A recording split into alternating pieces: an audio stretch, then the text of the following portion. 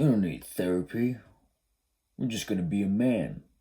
Good morning, good evening, or good night to the lovely people watching. And today we'll be speaking about going to therapy. You know, when the internet says, suck it up, be a man.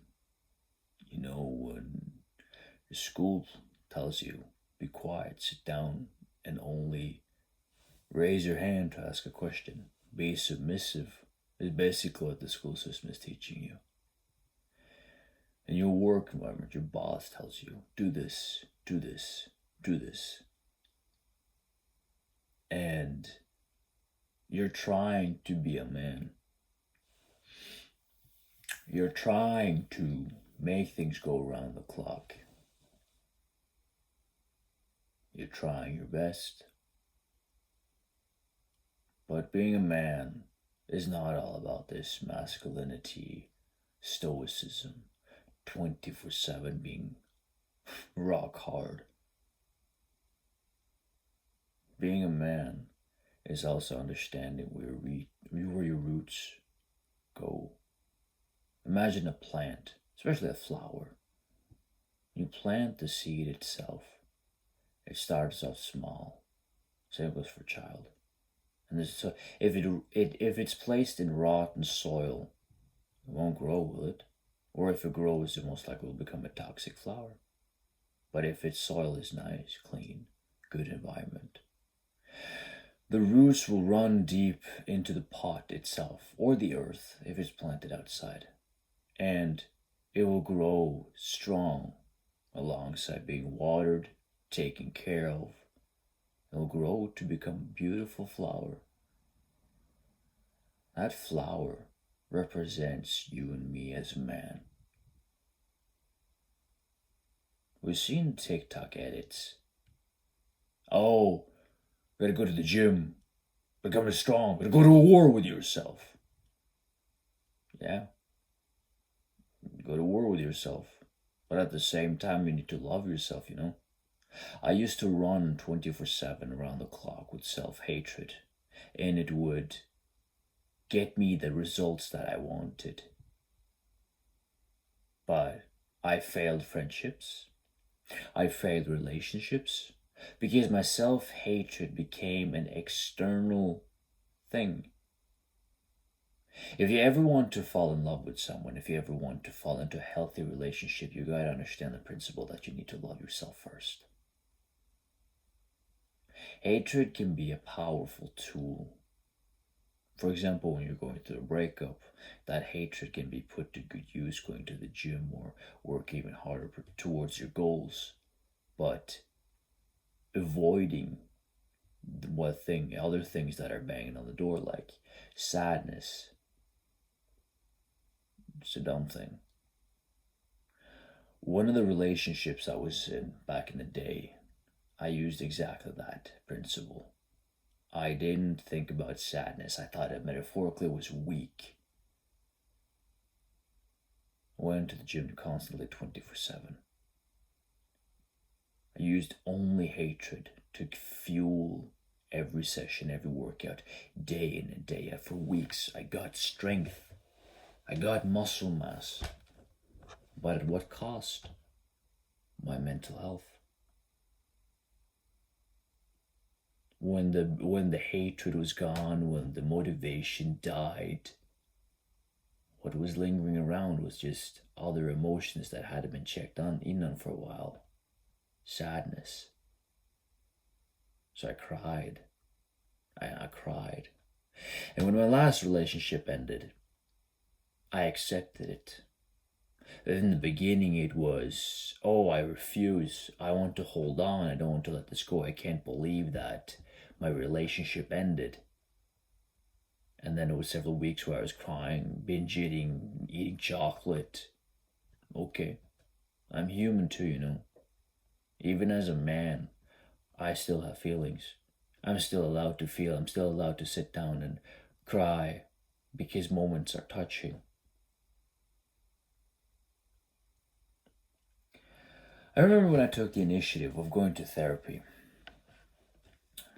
Even though I've been told for years, recommend going to therapy, seek out a therapist. No, I'm fine, my ego is okay.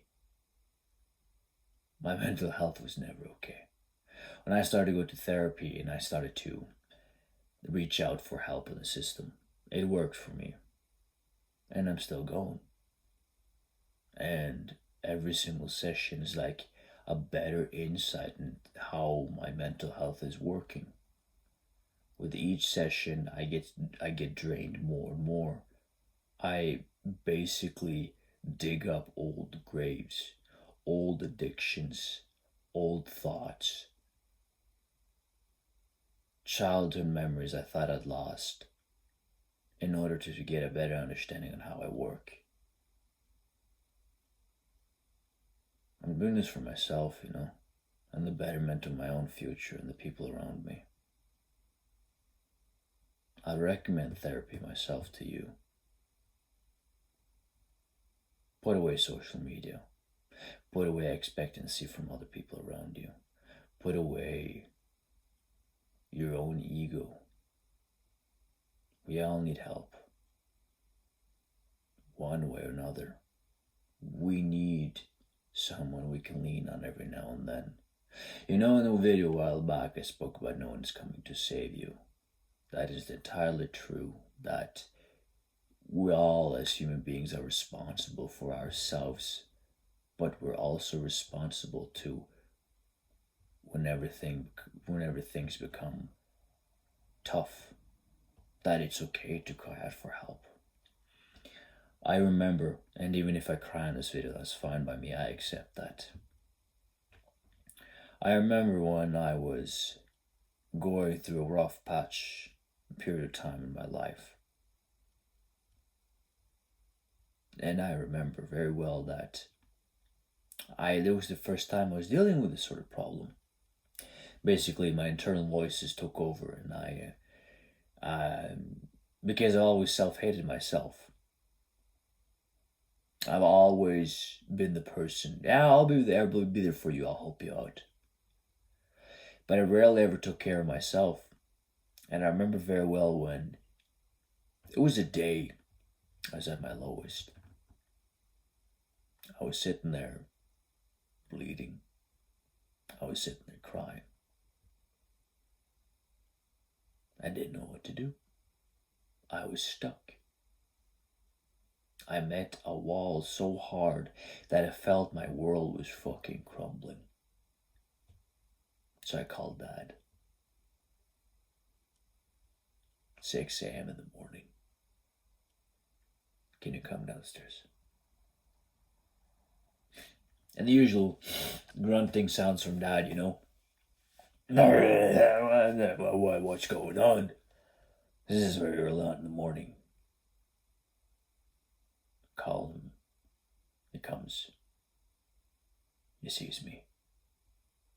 He sits down. And we talk. Time flies by.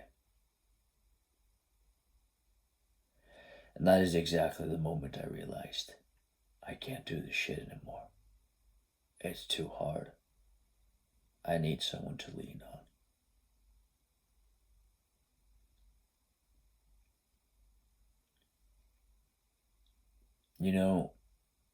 Dad is the most masculine man I know.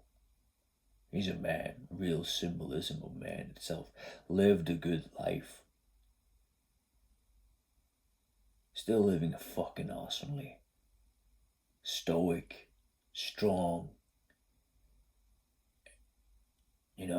Kind of living the man's dream, tinkering and tampering with things. Typical dad thing whenever he gets frustrated, he can't find shit. Oh, where the fuck is this? I remember very well that when I spoke about, I think I need help, he told me a few stories. He listened.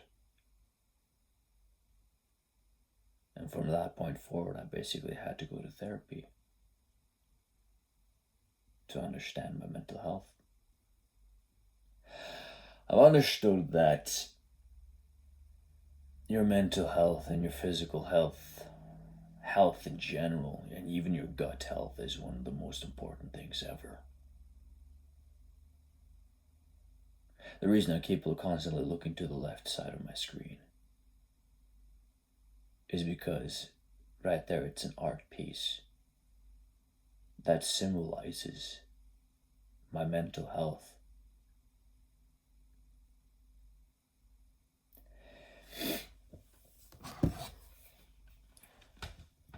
I've always been good at drawing.